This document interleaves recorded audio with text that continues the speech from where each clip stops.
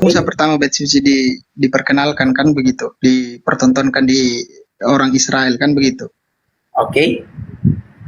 Oke, pertanyaannya ini yang pertanyaan Bang. Bait suci kan ada di bumi. Kira-kira bait suci ada di surga nggak? Oke. Abang mengerti nggak Dijawab, arti? Oke, abang bisa nggak? Abang pernah nggak mendengarkan kata tipologi? Tipologi, kira-kira apa itu Bang? Oke, aku ganti. Abang mengerti nggak arti dari penggenapan dan nubuatan? Oke, boleh. Iya Bang, pernah dengar. Oke, nah jadi gitu ya. Nah, bait suci itu adalah rumah Tuhan yang dibangun oleh Salomo. Kan begitu? Benar ya? Nah, Musa dulu Bang, Musa dulu. Musa tidak membangun bait suci. Musa tidak membangun bait suci, Bang. Tapi abanglah dulu menjelaskan. Ya udah, abang dulu menjelaskan, silakan. Oke. Pertanyaannya sebenarnya hanya ya atau tidak. Kalau kan di bumi ada bait suci. Pertanyaannya di surga ada bait suci. Ya atau tidak. Kalau tidak kenapa? Kalau ya kenapa? Hanya begitu Bang. Di surga itu ada bait suci, ada. Ya. Tapi menjawab pertanyaan itu nggak bisa sesimpel yes or no, Bang. Harus dijelaskan dulu. Tapi nggak apa-apa, ku ikuti kata-kata Abang, ku ikuti. Kan ku bilang Bang, kita ini sesama Kristen, berarti enggak terlalu beda kok. Iya, makanya aku jawab iya. Oke. Kira-kira menurut Abang, kenapa harus ada bait suci di bumi ini? Kenapa harus ada di surga juga? Karena yang di bumi sudah tidak ada lagi. Bukan, maksudku kan sekarang memang udah nggak ada lagi. Dulu kan ada, terus pas Yesus sudah mati di kayu salib, ya udah bait suci itu memang udah nggak ada lagi karena udah diratakan waktu reformasi gereja kan udah hancur itu semua. Ketika perang itu. Pertanyaannya, kenapa bait suci itu kan bait suci hanya ada di perjanjian lama dan di awal perjanjian baru. Sampai Yesus dielu-elukan di Yerusalem. Hanya sampai itu batasnya bait suci. Pertanyaannya, kenapa bait suci itu ada di bumi, ada juga di surga? Oke, sekarang bait suci tidak ada lagi di dunia. Sebab bait suci itu bukan, kan dulu. Gak ngerti aku Bang. Coba abang aja lah yang mengapalah yang menjelaskan. Gak paham aku apa yang abang sampaikan. Kayaknya bahasaku simpel. Oke Bang, lihat, dengar Bang. Dulu zamannya Musa, bait suci itu kan ada. Zaman Salomo. Di zaman Musa belum ada bait suci, Bang. Yang membangun bait suci itu adalah Salomo, Bang. Kita ikuti aja jalur Abang. Bukan jalur, saya siap dari mana aja. Yang bilang. Coba, Abang udah pernah nggak baca Alkitab, Bang? Iya, Abang betul Bang. Itu ada tertulis kok, betul. Nah, itu. Zaman Salomo ada bait suci. Terus sampai awal di perjanjian baru bait suci ada. Pertanyaannya, kan itu udah hancur. Kenapa ada bait suci itu dulu? Terus di surga juga ada. Kenapa ada dulu? Kenapa ada dulu? Karena dibangun Salomo. Memang iya betul. Apa maknanya apa kira-kira? Tempat untuk berkumpul, untuk memuji Tuhan. Terima kasih Bang atas jawabannya. Tapi kalau aku jawab ini Abang mau nggak fair begitu? Ya silakan saja. Ya udah silakan saja. Biar fair-fairan kita ya. Kalau Abang mau buka di bilangan itu berbicara bait suci juga di bilangan itu. Nah, jadi bangunan yang didirikan Salomo itu gambaran ataupun tiruan dari bangunan daripada Musa. Dia bahkan membangun lebih megah daripada yang didirikan oleh Musa. Jadi begini, Oke. ingat Bang ini. Ini ya, perlu diingat karena Alkitab juga menuliskan. Bait suci itu Bang terdiri dari 3 bagian. Yang Oke. pertama halaman, Oke. yang kedua bilik suci, Oke. yang ketiga bilik maha suci. Oke. Oke. Di bilik suci terjadi penyembelihan, itu kurban namanya. Makanya di negara kita inilah aku juga takut menyinggung siapa. Kurban itu Aduh, inilah sebentar arti dulu. kurban. Ada masalah sebentar ya. Sebentar dulu ya. Aduh, siapalah yang meripot aku ini? Siapalah yang meripot aku ini? Heran aku. Tunggu dulu Masih Bang, bisa tunggu dulu. lanjut ke ini Bang. Kumatikan dulu. Kan ada nampak di situ kan? Nampak kan? Kumatikan Nggak dulu ada, ya. Bang. Wah, udah semangat kali aku Bang. Enggak, takutnya nanti apa? Rungkat pula TikTok ini, Bang. Takutnya rungkat Enggak. pula nanti. Nggak apa-apa Bang, sama-sama Iya. dekat kita. Kan Enggak, ini langsung 5 menit lagi kuat live lagi. Langsung 5 menit langsung live. Oke, Gitu. Abang fair enggak mengundang aku lagi biar ku jelaskan ini. Iya, naik kau nanti. Istirahat dulu 5 menit atau 10 menit karena ada teguran. Ya, aku matikan dulu bentar ya. Iya Bang, ingat ya Bang. Allahu Akbar. Sahabat-sahabat sekalian, saya ingin dialog diskusi santai padahal dengan dengan anak bata ini ya kan. Aku mau ke atas diskusi santai aja. Kok jadi kayak gitu? Karena semua laskar api dibawa menulis bahwasanya naikkan abang semua ketar-ketir dia pucat. Padahal saya mau naik santai, diskusi, tanya jawab santai. Tapi ketakutan kali dia menaikkan. Allah Akbar. Mukanya sudah semakin pucat. Tapi anehnya maunya dia istirahat dulu, rehat dulu. Jangan malah semakin menjadi-jadi.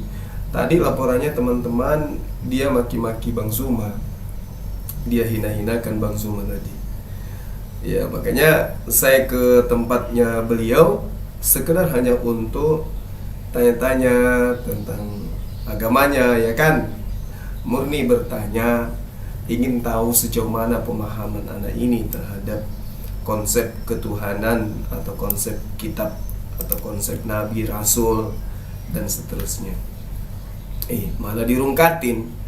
Alasannya ada teguran. Lucu ya? Ya sudah, kita coba tunggu-tunggu ya sahabat-sahabat sekalian. Kita tunggu apa benar sesuai dengan perkataannya bahwa dia akan live lagi. Kita tunggu, semoga aja dia tidak ini. Dia tidak lari malah ya kan, karena typingan bawah, waduh, masya Allah. Sahabat-sahabat api, laskar api dan juga netizen Zulkifli Mabas official itu semua pada typing di bawah, naikkan Bang Suma, Abang Suma, masya Allah. Ternyata panik dia, gelisah, gusar hatinya.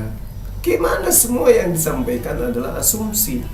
Ditanya sama Advent, sama-samanya juga, yang satu juga asumsi, yang ditanya asumsi, yang bertanya asumsi, sama-sama asumsi. Yang bertanya dari Advent juga so cantik, yang menjawab juga so cantik. La haula wala quwata illa billah.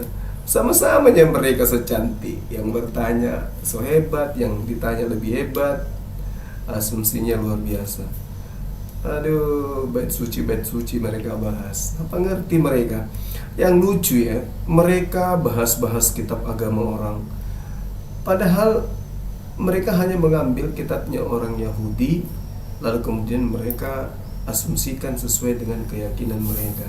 Yang kitabnya orang dipakai, mengasumsikan imannya. Mereka tidak sadar itu. Allahu Akbar, Masya Allah. Oh ya teman-teman, ada yang bertanya apa masih menerima dari netizen untuk Palestina? Iya masih, ya masih teman-teman. Cuman kenapa kita masih terima? Perlu sahabat sampai ketahui bahwa kirim ke sana karena kita mencari mencari jaringan yang betul-betul akan menyuarakan api di sana, menyuarakan apologet. Mereka kita minta untuk buat spanduk di sana ya teman-teman. Oleh karena itu kita berharap supaya sahabat-sahabat yang masih ingin berdonasi ya silakan aja ya, sambil kita menunggu informasi dari Bang Ali dan juga Dinda Eresto yang sedang menghubungi teman-teman yang ada di Palestina. Insya Allah kita amanah untuk melanjutkan infak dan sedekah sahabat. Oke gitu ya. Jadi yang ingin berinfak bersedekah untuk sahabat-sahabat kita di sana silakan aja. Kita sambil menunggu anak baca, semoga dia sudah live. Oh ternyata belum teman-teman. kita tunggu lagi ya, sabar ya. Ini bang yang di Palestina ujungnya 333 yang iya, untuk infak Palestina sedekah. sahabat-sahabat semua tahu 333 untuk apa lagi, Infak infak dan dan sedekah zakatnya untuk mualaf 111 gitu ya teman-teman. Kayak tadi yang di Medan alhamdulillah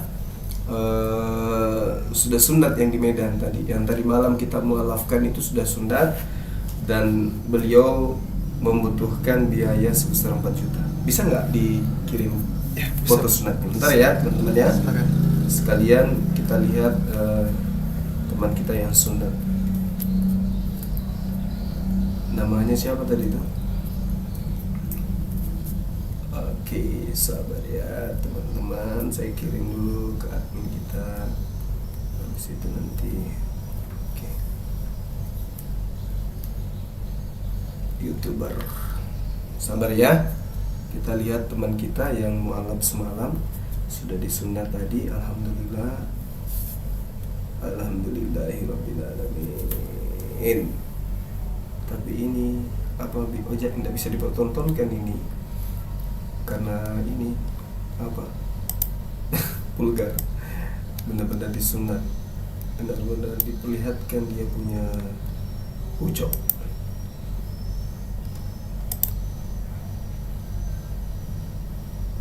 Ada lagi wah. Tunggu. Tapi ini mang lihat nampak sekali ininya.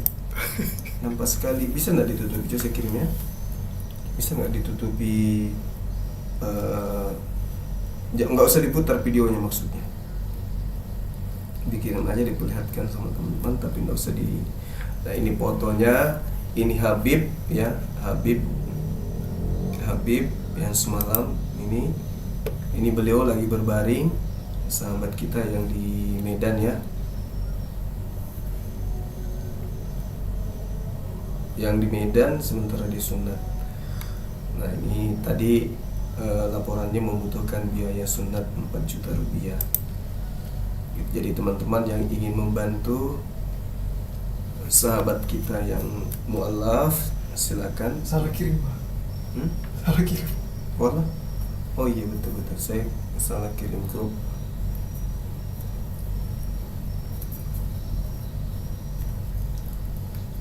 Sorry.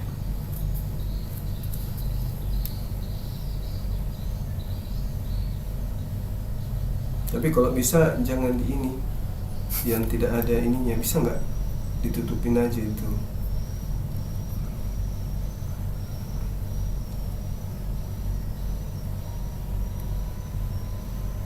Jangan diputar videonya.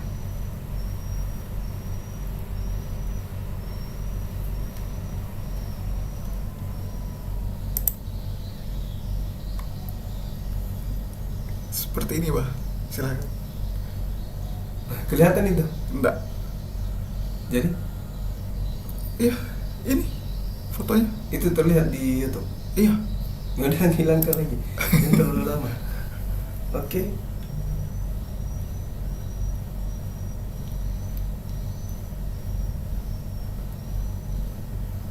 Ya gitu ya teman-teman, sekedar laporan dari kita supaya diketahui bahwa api dalam hal ini teman-teman netizen betul-betul kita realisasikan, kita aplikasikan dalam gerakan kita untuk teman-teman mu'alaf ini benar-benar kita lakukan sesuai dengan apa yang menjadi program para apologet gitu ya, sahabat-sahabat sekalian. Coba monitor lagi si anak Batak, katanya 5 menit, ini udah lebih 5 menit, ini sudah lebih 5 menit. Jangan sampai dia, kalau dia nggak live berarti betul-betul dia ketar-ketir ketakutan berarti. Ini udah berapa menit? Sudah berapa menit?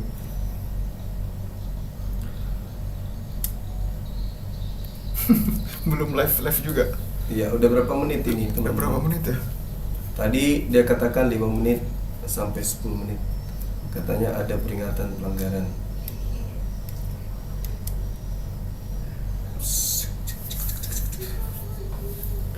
Saudara Musli Abdur. Waalaikumsalam warahmatullahi wabarakatuh. Ya mungkin kita tutup dulu bah. Nanti kalau live kita live kan kemana? Kita tunggu sedikit lagi.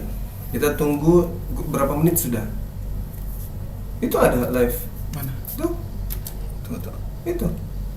Oh ya.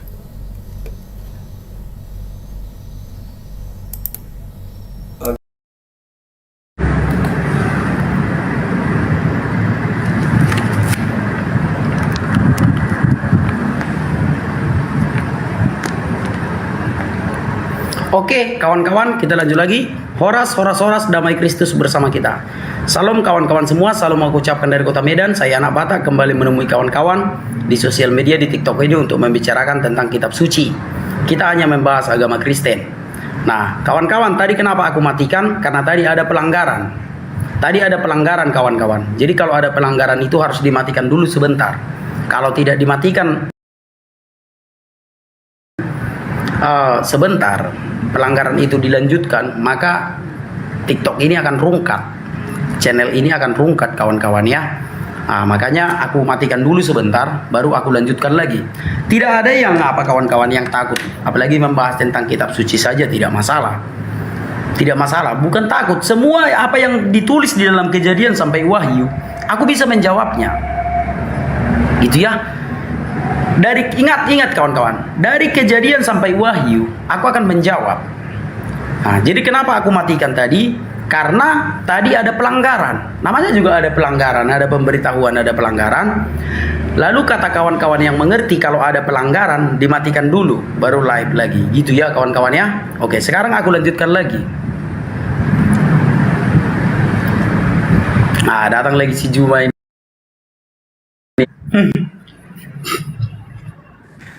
Semangat malam anak Batak.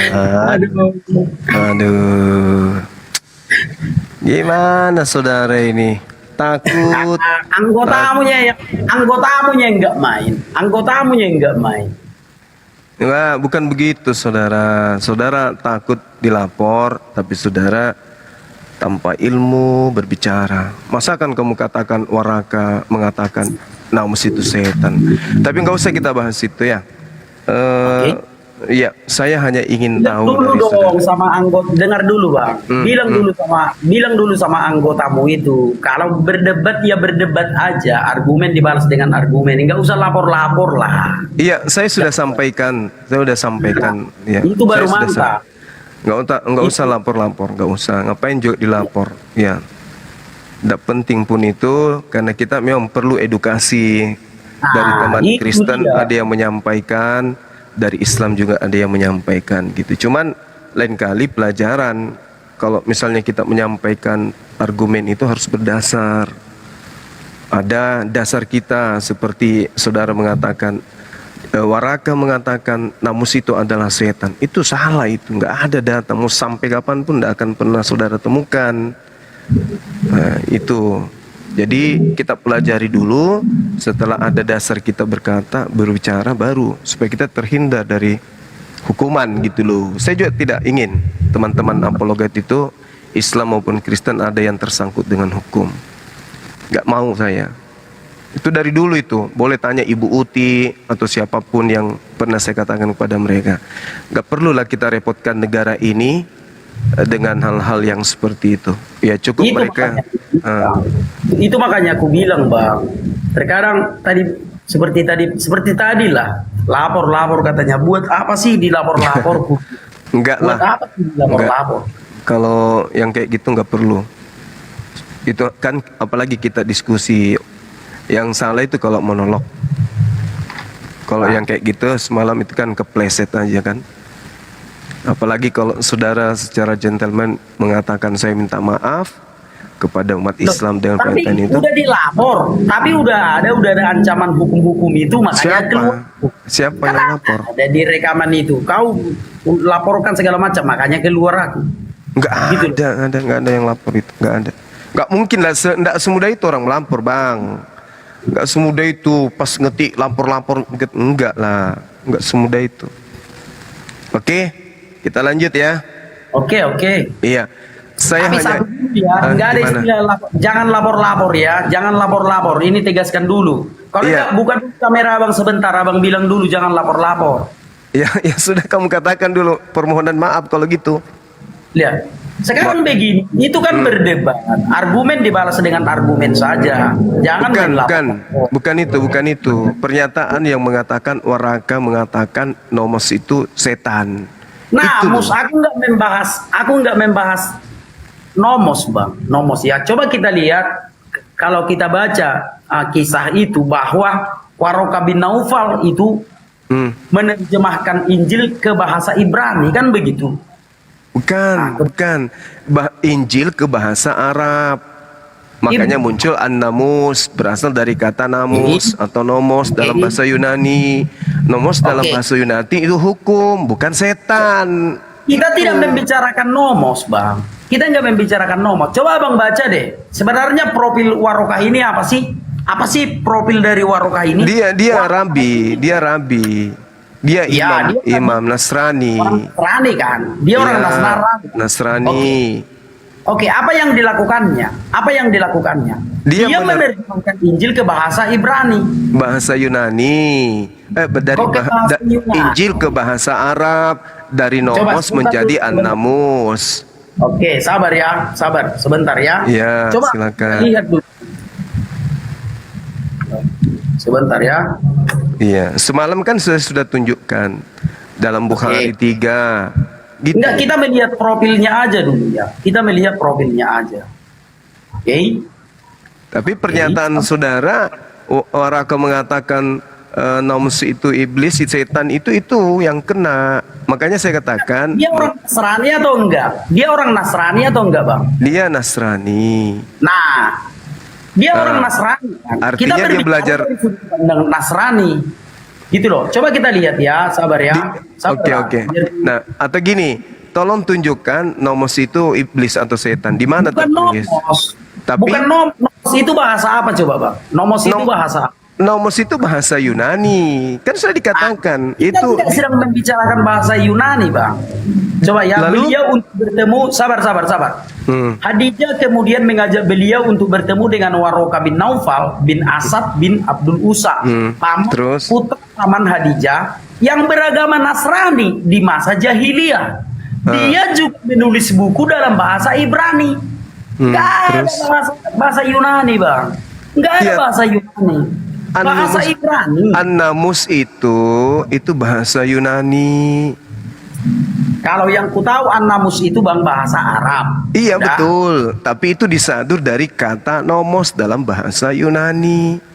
Tidak membahas tentang nomos, Bang. Nomos itu bahasa Ibrani. Coba aku baca ya. Khadijah kemudian mengajak beliau untuk bertemu dengan Waraka bin Naufal bin Asad bin Abdul Uzza, putra paman Hadijah yang beragama Nasrani di masa jahiliyah. Dia juga menulis buku dalam bahasa Ibrani, bukan bahasa Yunani, Bang. Juga menulis kitab Injil dalam bahasa Ibrani dengan izin Allah. Saat itu Waraka sudah tua dan matanya buta. Artinya dia hanya menulis dalam bahasa Ibrani. Bukan bahasa Yunani bang, tapi ya sudahlah, udah lupakan saja lah itu, lupakan saja lah itu. Ya, itu dia makanya Anda tidak punya sumber dengan mengatakan nomos itu setan. Tidak ada sumbernya. Tidak mengatakan nomos bang, nomos itu hukum-hukum, itu bahasa Yunani. Iya, yang tapi kita itu bahas adalah namus. Yang kita bahas Iya. adalah namus karena Oke. yang ditulis oleh Waroka ini adalah bahasa Ibrani, bukan berbahasa Yunani gitu loh bang. Kalau dia bahasa Ibrani jatuhnya ke Hatorah. Hatorah Ya, dalam udahlah, bahasa udahlah. Yunani itu nomos atau nomou. Gitu loh, saudaraku. Oke, Jadi, ya sudahlah. Ya sudah. Oke Ya sudah. ya. Oke, nah sekarang saya cuma ingin bertanya kepada saudara saya Oke. ini. Bisakah saudara saya membuktikan bahwa Yesus itu bukan manusia? Oke, baik. Silakan. Oke. Yesus itu adalah manusia. Tetapi dia tidak sama seperti kita. Sebab dia adalah Allah yang menjadi manusia. Sesuatu yang ilahi menjadi manusia. Sekarang coba saya akan tunjukkan dulu. Di dalam Filipi 2. Ayat 6 dan 7. 7. Oke. Iya, Oke. sudah hafal ya. Nah, baguslah kalau sudah hafal Iya, ya. alhamdulillah. Oke. Yang walaupun dalam rupa Allah tidak menganggap kesetaraan dengan Allah itu sebagai milik yang harus dipertahankan, melainkan telah mengosongkan dirinya sendiri dan mengambil rupa seorang hamba dan menjadi sama dengan manusia. Bedakan bang, dia manusia atau rupa Allah yang menjadi sama dengan manusia tentu saja berbeda. Dia benar-benar manusia, tetapi dia bukan manusia yang seperti kita. Tetapi sesuatu yang ilahi yang menjadi sama dengan manusia. Itu bang. Semoga bang bisa membedakannya bang. Kalau mau jujur. Apakah Yesus itu manusia? Benar, Yesus itu manusia, tetapi dia adalah sesuatu yang ilahi yang mengosongkan dirinya, mengambil rupa seorang hamba dan menjadi sama dengan manusia. Menjadi sama dengan manusia. Nah, Oke, berarti nggak ada bisa Anda, saudara, tidak bisa membuktikan bahwa Yesus itu bukan manusia kan? oke. Yesus itu adalah manusia tetapi tidak sama seperti kita. Yesus itu adalah Allah yang menjadi manusia. Menjadi sama dengan manusia. Kan udah jelas tadi di dalam ayat 6 ya. Yang walaupun dalam rupa Allah. Dalam rupa Allah loh. Yang walaupun dalam rupa Allah tidak menganggap kesetaraan dengan Allah itu sebagai milik yang harus dipertahankan, melainkan telah mengosongkan dirinya sendiri dan mengambil rupa seorang hamba dan menjadi sama dengan manusia. Iya, berarti nggak bisa dibuktikan bahwa Yesus itu bukan manusia kan? Kenapa tidak bisa dibuktikan? Coba Dan bisa saja buktikan banyak bahwa bukti bahwa Yesus itu bukan manusia yang sama seperti kita. Iya. Karena dia manusia yang mengampuni dosa. iya. Dia manusia yang berkuasa mengambil nyawanya kembali. Tentu saja dia tidak sama seperti kita. Tapi dia nggak bisa dibuktikan kalau dia bukan manusia kan? Kenapa tidak bisa dibuktikan? Nah, coba saudara buktikan bahwa Yesus bukan manusia. Oke. Coba kita lihat di dalam perjalanan Tuhan Yesus. Apakah ada manusia yang bisa melakukan seperti yang dilakukan Yesus? Tentu saja tidak. Seperti apa itu misalnya? Contoh, ketika Tuhan Yesus berkata, anak manusia adalah Tuhan atas hari Sabat. Apakah ada manusia yang menjadi Tuhan atas hari Sabat? Oke. Yang pertama, yang kedua. Apakah ada manusia yang bisa mengampuni dosa? Nah, Yesus sebagai manusia dia mengampuni dosa. Itu yang kedua. Yang ketiga, apakah dia bisa menjadi penguasa atas segala sesuatu? Adakah manusia yang menjadi penguasa, menjadi Tuhan atas orang mati dan orang hidup? Hanya Yesuslah manusia yang menjadi Tuhan atas orang mati dan orang hidup. Oke. Sehingga benarlah apa yang dikatakan para nabi, bahwa seorang anak akan lahir, telah diberikan untuk kita, dan dia akan disebut Allah yang perkasa. Oke. Baik. Silakan. Oke. 3 poin yang saudara sebutkan. Pada saat Yesus menyatakan itu, Contoh misalnya mengampuni dosa, membangkitkan orang mati dan seterusnya. Apakah pada saat dia mengatakan itu dia bukan manusia? Oke. Dia Allah yang menjadi manusia. Dasarnya adalah dalam rupa Allah mengambil rupa manusia. Dalam keadaan sebagai manusia dia tetap Allah, Bang. Iya, Contoh gini. berarti pada saat dia mengatakan dia membangkitkan orang mati, pada saat itu juga dia manusia kan? Oke, dia manusia, rupa Allah yang menjadi manusia. Iya, berarti dia tidak bisa berubah. Dia tetap manusia kan pada saat itu? Dia tetap manusia, tetapi dia tidak sama seperti kita. Oke. Dia tidak sama seperti kita. Pada saat dia mengatakan aku mengampuni dosa, atau Anda mengatakan Yesus itu mengampuni dosa dan seterusnya. Tapi perkataannya itu tidak bisa merubah dirinya, bukan manusia. Tetap saja dia manusia kan? Dia tetap manusia, tetapi dia adalah Allah. Karena dalam rupa Allah, dia mengambil rupa seorang hamba.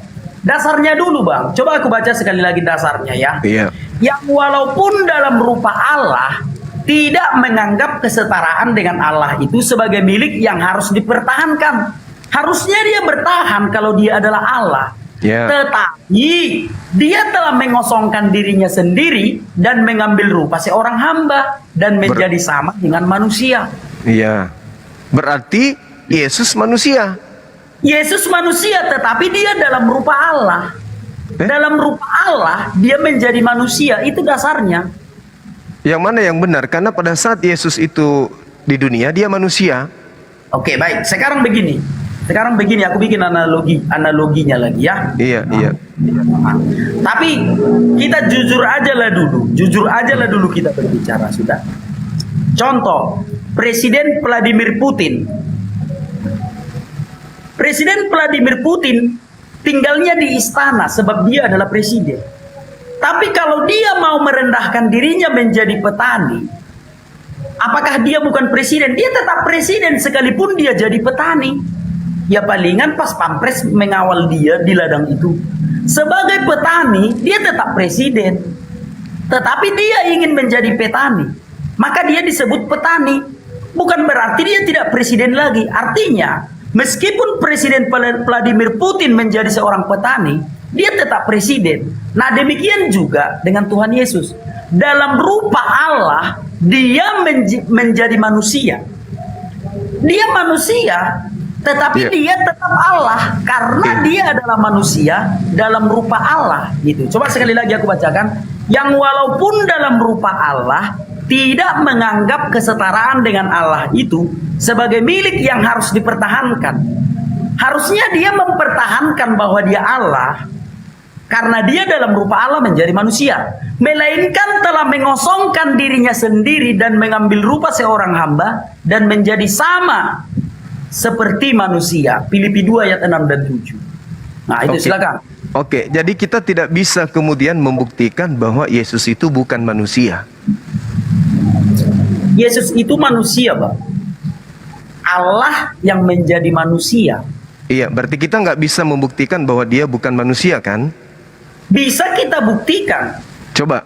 Kita membuktikannya yang bahwa pertama dia bukan manusia, coba. Ya, coba kita buktikan bahwa dia bukan manusia. Ketika dia mengampuni dosa. Hanya Tuhan yang bisa mengampuni dosa. Ketika dia mengampuni dosa, dia tetap manusia kan pada saat itu? Dia rupa Allah yang menjadi manusia. Iya, artinya dia tetap manusia kan pada saat itu? Dia manusia, tetapi dia rupa Allah yang menjadi manusia. Kalau begitu kenapa di dalam Roma 14:9 setelah dia mati untuk menjadi Allah? Kenapa harus mati untuk menjadi Allah? Bagi orang yang mati dan yang hidup. Iya, itu dia, makanya saya tanya, kenapa dia harus mati dulu untuk menjadi Allah? Kalau memang dia adalah Allah.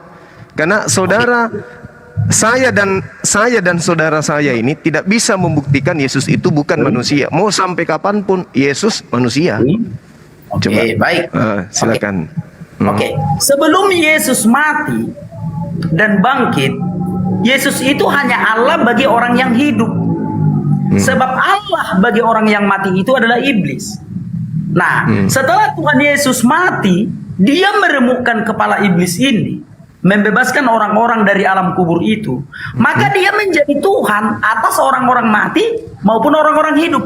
Sebelumnya dia menjadi Tuhan atas orang hidup saja, karena dia belum mengalahkan kerajaan maut. Setelah dia mengalahkan kerajaan maut, maka dia menjadi Tuhan bagi orang-orang mati. Coba aku baca di dalam Roma 14. Roma 14 ayat 9. Sebab untuk itulah Kristus telah mati dan hidup kembali, supaya ia menjadi Tuhan baik atas orang-orang mati maupun atas orang-orang hidup. Yang tadinya dia Tuhan hanya untuk orang-orang hidup. Allah Abraham, Allah Ishak, Allah Yakub hanyalah Tuhan bagi orang-orang hidup. Tetapi setelah Tuhan Yesus datang ke dunia dan turun ke dalam kerajaan maut, mematahkan kerajaan maut itu, maka dia menjadi Tuhan baik orang mati maupun orang hidup. Itu Bang, silakan. Ketika saudara mengatakan dia menjadi Tuhan, tetap aja dia manusia kan, tidak bisa dirubah. Kita nggak bisa merubahnya. Di atas kertas dia menjadi Tuhan, tapi faktanya dia tetap manusia kan. Dia rupa Allah yang menjadi manusia, Bang. Dia rupa Allah yang menjadi manusia, berbeda, Bang. Dengan manusia seperti tapi kemanusiaan Yesus ini tidak bisa kita pungkiri. Kita tidak bisa membuat kemanusiaan Yesus berubah menjadi bukan manusia. Tetap aja dia manusia. Benar nggak? Dia tetap manusia. Udah, dia tetap manusia, tetapi dia Allah yang menjadi manusia. Sudah aku bilang tadi, Vladimir Putin ketika menjadi petani, Vladimir Putin itu tetap petani meskipun dia presiden yang menjadi petani. Gitu loh. Dia tetap presiden sekalipun dia jadi petani. Jadi memang benar Vladimir Putin itu petani sekalipun dia presiden. Demikian juga dengan Yesus. Yesus manusia, benar, Yesus itu manusia, tetapi dia tetap Allah. Gitu. Silakan. Putin ini pernah berubah bentuk tak? Ketika dia baik. petani, ketika dia presiden, pernah berubah wujud tak? Berubah bentuk?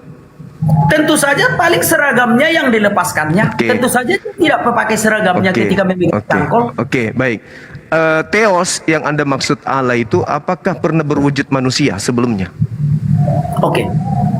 Baik, teofani di dalam iman kekristenan itu sangat jelas sekali dituliskan di dalam Alkitab bahwa Theos atau Tuhan yang kami sembah itu bisa dalam bentuk tiang api, tiang awan. Memang penampakannya seperti itu.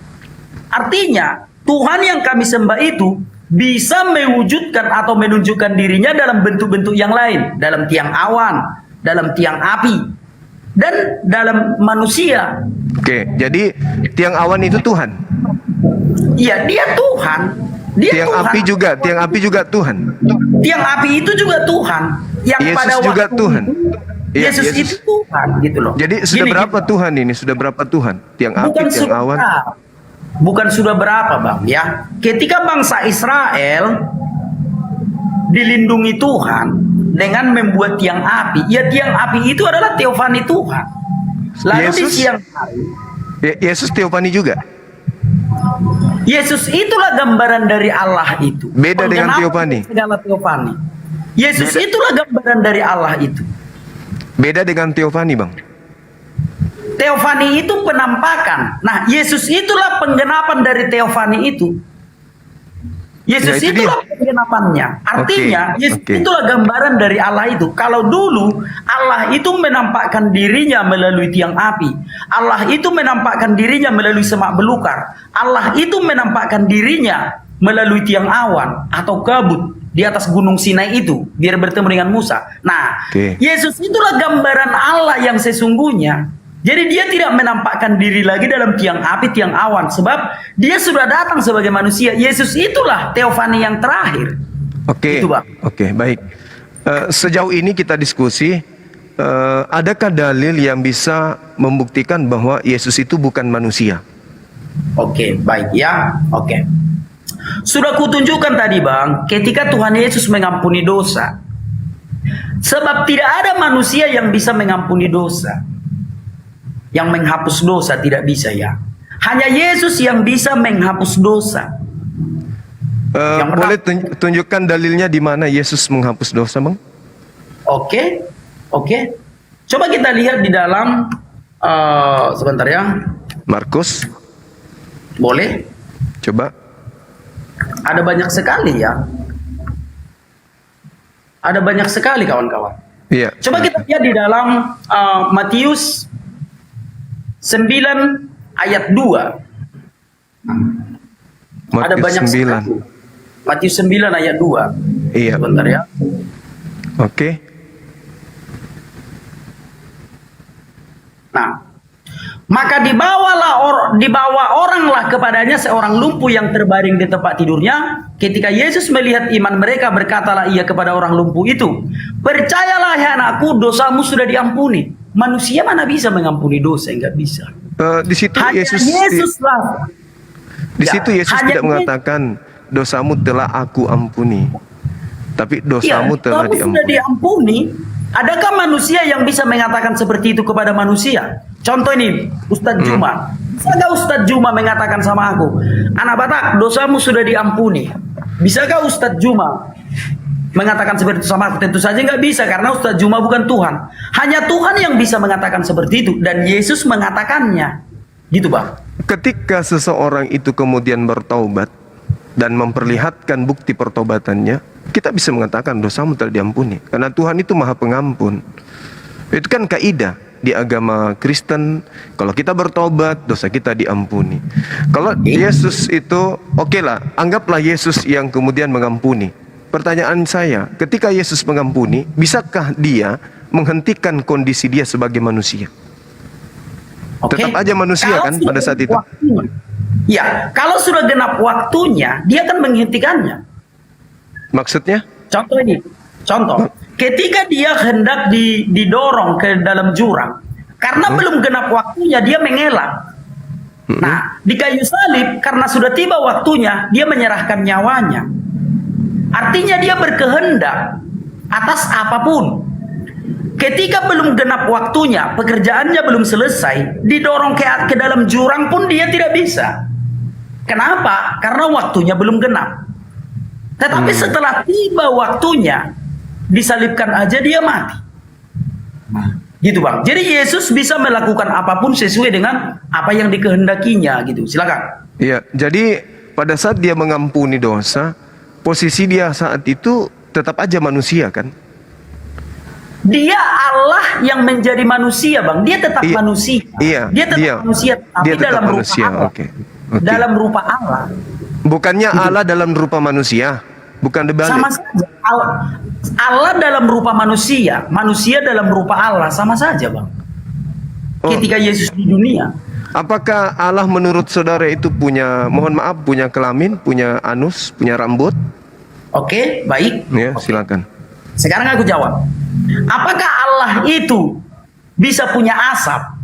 Tentu saja Allah tidak bisa punya asap, tetapi ketika dia menjadi api, maka akan Tadi punya asap. Anda mengatakan Yesus dalam rupa Allah. Sebentar dulu, aku jawab dulu. Apakah Allah itu punya kelamin? Aku jawab dulu ya. Udah. Ketika Allah itu menjadi tiang api, maka dia akan menghasilkan asap. Nah, ketika Allah itu menjadi semak belukar yang menyala, maka semak belukar yang menyala ini akan menghasilkan asap. Nah, kan begitu. Apakah Tuhan punya asap? Tentu saja tidak. Tetapi ketika dia menjadi api, dia akan menjadi punya asap. Demikian juga Tuhan Yesus. Ketika Allah menjadi manusia dan memilih menjadi Yesus, ya tentu saja Yesus punya kelamin. Karena dia menjadi manusia gitu loh. Bukan berarti Allah itu punya kelamin. Berarti bukan dalam rupa Allah itu ada jenis kelaminnya. Berarti Yesus bukan dalam rupa Allah. Yesus itu Allah yang menjadi manusia, Bang. Aduh, kayak mana sih, Boleh ndak? Oke. Boleh ndak bacakan saya 1 Timotius 1 nomor 17. Oke, aku baca ya. Yeah. Aku baca. 1 Timotius 1 ayat 17. Siap. Oke. Hormat dan kemuliaan sampai selama-lamanya bagi Raja segala zaman, Allah yang kekal, yang tak nampak, yang esa. Amin. Itu Yesus atau bukan? Itu Yesus. Kapan Yesus bisa tak nampak? Setelah dia naik ke surga, selama kita di dunia ini, kita tidak akan bisa melihatnya. Tapi Dia tidak nampak. Bahkan sebelum dia menjadi manusia, dia tidak nampak. Dia kan menjadi manusia untuk satu pekerjaan tertentu dan kita melihat dia. Makanya Oke. Tuhan Yesus berkata, barang siapa melihat aku, sudah melihat Tuhan. Makanya kata Tuhan Yesus. Nah sekarang kita tidak melihatnya lagi karena kita masih di dunia. Tetapi kalau dia nanti datang menyongsong kita di awan-awan, kita akan melihat dia. Tapi Dengan ketika Lukas mengatakan langit terbelah, dia melihat Yesus duduk di samping kanan Bapa. Kan Oke.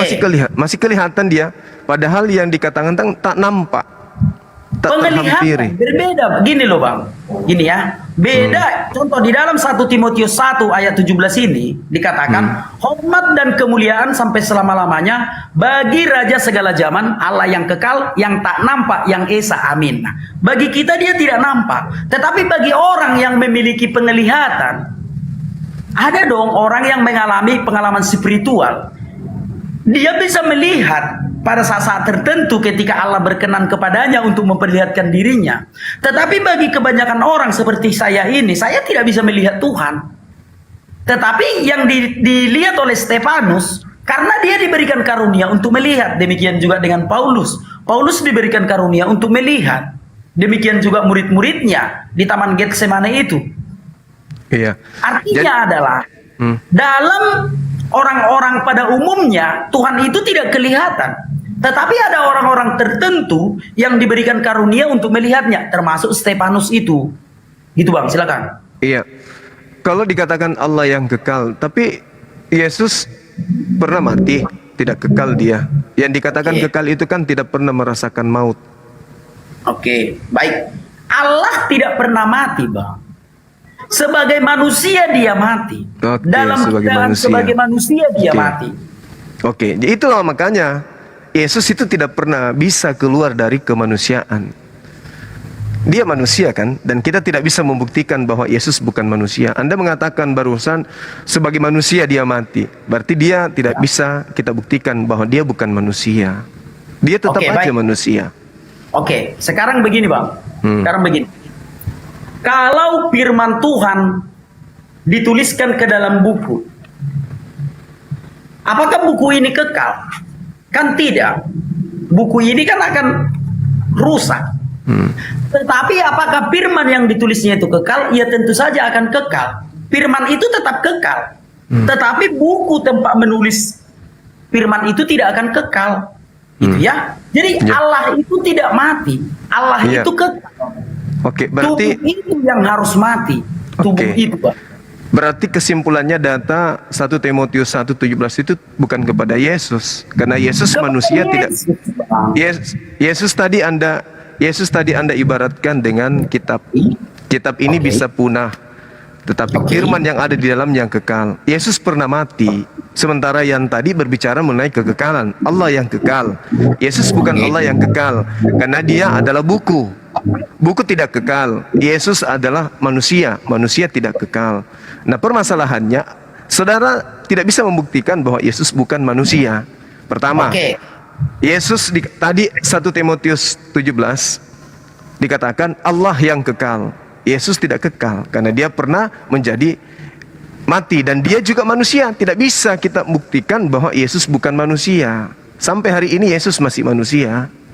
Oke, tetapi kita tidak sampai di situ Pak Ustadz. Karena dia bangkit. Karena dia bangkit. Pada saat Gitu loh. dia bangkit, dia manusia atau bukan? Oke, dia tetap dengan tubuh yang mati kemarin itu dia. Manusia. Pak, Manusia. dalam rupa Allah. Manusia. Coba aku bacakan dulu sama Pak Ustadz ya. Coba, Iya. 2 ayat 8. Silakan. Dan dalam keadaan sebagai manusia, Manusia. ia telah merendahkan dirinya dan taat sampai mati, bahkan sampai mati di kayu salib. Ingat Oke, Bang, dan iya. dalam keadaan sebagai manusia, Manusia. dia mati. Iya. Hidup sebagai Sebagai manusia dalam rupa Allah. iya. Berarti dia tetap manusia kan? Dia manusia, tetapi dia dalam rupa Allah. Bagus. Nah, sekarang tolong bantu saya bacakan 1 Timotius 6 nomor 16. Oke. Slow lah. Iya, slow. Sampai Slow. detik ini kita belum bisa membuktikan Yesus bukan manusia. Silakan. Oke. Oke. Slow ya. Iya. Dia satu-satunya yang tidak takluk kepada maut, bersemayam dalam terang yang tak terhampiri. Seorang pun tak pernah melihat dia, dan memang manusia tidak dapat melihat dia. Baginya lah hormat dan kuasa yang kekal. Amin. Oke. Satu, tidak Oke. terhampiri. Yesus terhampiri atau tidak? Ya, sebagai manusia dia terhampiri. Oke. Berarti Sebagai data manusia. 1 Timotius 6 nomor 16 itu tidak berbicara tentang Yesus, betul? Kenapa? Coba ya, dialah satu-satunya yang tidak takluk kepada maut. Yesus tidak takluk kepada maut, dia bisa bangkit. Dia mati. Dia bisa bangkit. Dia mati, Bang. Dia mati tetapi dia bisa bangkit. Ya, oke, Kita dibangkitkan. tidak boleh cukup hanya di matinya saja, contoh nih. Ya. Dibangkitkan dia. Dan dia mati. Dia tidak takluk Dia kepada mati dan dia maut. bangkit.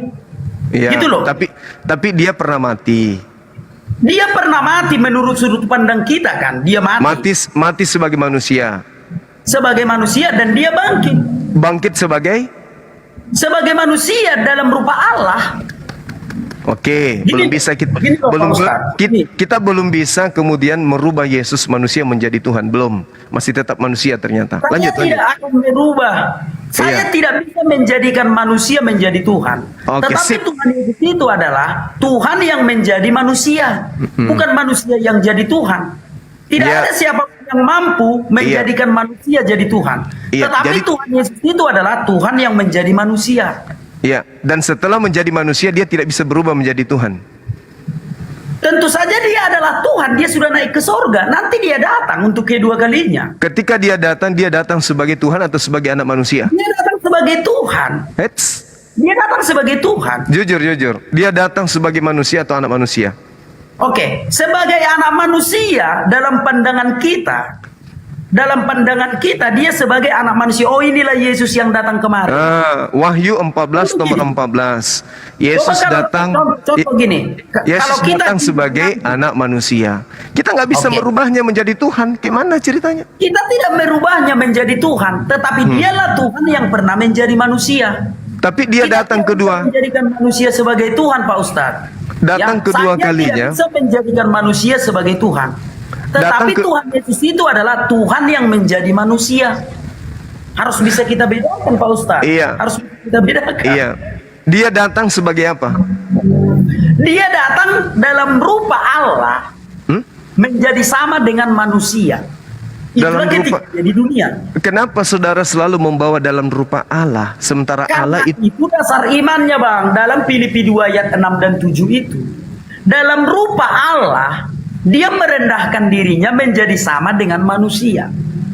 Itu dulu dasar imannya, Bang. Dalam rupa Allah, dia menjadi sama dengan manusia. Dalam Ya. rupa Allah. Artinya, Dan- manusia tidak akan bisa jadi Tuhan. Tetapi Tuhan bisa jadi manusia. dan kita tidak bisa kemudian mendapatkan data bahwa Yesus Oke. itu bukan manusia kan? Dia tetap aja manusia kan? Dia manusia, tetapi dia tidak sama seperti kita. Ya. Dia tidak sama seperti kita. Iya, Dia tidak sama rupa seperti kita. Allah yang menjadi manusia.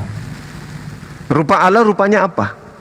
Ya, Roh. rupa Allah. Masa Abang nggak tahu rupa Allah? Roh kan Roh. menurut roh. Coba kita lihat dulu sebentar dulu, Bang, ya. Pondasi Iya. iman Kristen.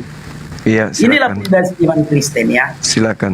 Yang walaupun dalam rupa Allah, Filipi 2 ayat 6 dan 7. Yang walaupun dalam rupa Allah tidak menganggap kesetaraan dengan Allah itu sebagai milik yang harus dipertahankan. Kan. Melainkan telah mengosongkan dirinya sendiri dan mengambil rupa seorang hamba dan menjadi sama dengan manusia. Iya. Dan dalam keadaan sebagai manusia, ia telah merendahkan dirinya dan taat sampai mati, bahkan sampai mati di kayu salib. Berarti dari roh merubah diri menjadi bukan roh, gitu. Oke, bukan menjadi bukan roh. Sekarang Allah itu adalah roh benar. Roh. Nah, Merubah iya. diri menjadi bentuk dalam daging. rupa Allah. Allah Merubah- yang di sebentar dulu, Ya, dulu ya. silakan. Sebentar dulu. Allah yang kami percayai itu adalah Allah yang di dalamnya ada firman. Coba kita lihat di dalam Yohanes 1 ayat 1. Pada mulanya adalah firman, firman itu bersama-sama dengan Allah, dan firman itu adalah Allah. Jadi Allah yang kami sembah itu di dalamnya ada firman, dan firman itu adalah Allah, firman yang setara dengan dia. Contoh saya ini. Yang abang lihat ini adalah tubuhku. Di dalam tubuhku ini ada roh, tidak kelihatan tapi ada. Kalau aku punya kesaktian, rohku bisa kuutus ke Jakarta. Kalau aku punya kesaktian, gitu ya, meskipun itu suatu yang musyrik. Seandainya aku punya kesaktian, rohku ini bisa kuutus ke Jakarta meskipun aku di Medan. Nah, demikian juga dengan Allah. Allah mengutus firman yang ada di dalamnya ke dunia untuk satu pekerjaan tertentu. Dan setelah pekerjaan itu selesai, firman itu kembali lagi kepadanya. Maka Tuhan Yesus berkata, aku datang dan keluar dari Bapa. Sebab dia adalah firman yang ada di dalam diri Allah yang menjadi manusia untuk beberapa waktu tertentu saja, untuk melakukan satu pekerjaan itu aja. Setelah pekerjaan itu selesai, apa yang terjadi setelah pekerjaan itu selesai? Dia kembali lagi ke surga. Gitu, silakan Pak Ustaz. Oke, baik. Ketika dia kembali ke surga, berhentikah dia menjadi manusia? Baik, tentu saja dia bukan manusia lagi. Tetapi kenapa dia disebut anak manusia? Dengarkan dulu Pak Ustaz. Dengarkan dulu ya. Tentu saja dia telah kembali kepada eksistensinya, kembali kepada keilahiannya. Nah, kenapa dia masih disebut anak manusia? Karena dia nanti akan datang lagi sekali lagi biar kita kenal. Gitu loh. Makanya disebut di dalam Alkitab anak manusia. Kenapa disebut anak manusia? Karena agar kita bisa mengenalnya. Karena dia nanti akan datang sekali lagi. Seandainya dia tidak datang sekali lagi, dia tidak akan disebut anak manusia. Tetapi dia masih disebut anak manusia karena dia akan datang untuk kedua kalinya biar kita kenal gitu. Silakan Pak. Iya. Jadi dia disebut sebagai anak manusia hanya majas atau memang betul-betul dia anak manusia? Baik. Dia disebut anak manusia supaya kita bisa mengenalnya nanti. Dia datang sebagai anak manusia. Jadi sebenarnya dia bukan manusia. Dia bukan manusia lagi. Dia sudah kembali kepada keilahiannya. Dia duduk di tahtanya dan Allah yang adalah roh itu ada di dalamnya. Contoh saya duduk di kursi ini, di dalamku ini ada roh. Nah, demikian juga dengan Tuhan Yesus. Tuhan Yesus duduk di tahtanya dan Allah yang adalah roh itu ada di dalamnya. Itu Pak, silakan. Boleh bacakan saya Ibrani 13:8? Oke, baik.